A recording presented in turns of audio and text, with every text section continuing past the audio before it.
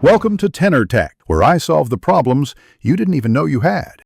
You begin by confirming the tag type because write capacity and compatibility differ. Once done, open your NFC Writer app. Tap Create or New, choose the record type like URL, text, or vCard, then paste your content. Make sure your phone's NFC is enabled and any battery-saving mode is off. Hold the tag near the phone's antenna region. You'll feel a vibration or see a prompt when detected. If it doesn't detect, reposition the tag slowly until the app registers it and shows right options. You now configure the payload.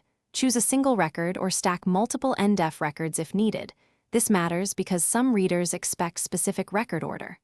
Once you input a URL or MIME data, use the app's preview to validate length and encoding. Make sure to check the tag's free byte capacity. Exceeding it will fail the write. If you plan to lock or password protect the tag, postpone that until you confirm reads work. Then press write and hold the tag steady until the app confirms success. You finish by verifying the tag with a fresh read on another device to confirm payload and behavior. This prevents surprises in deployment. If satisfied, consider locking the tag. Remember that permanent lock is irreversible, so use password protection if you want future updates. Once locked, test again.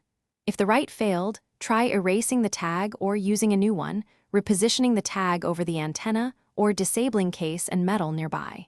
If problems persist, reboot the phone and retry.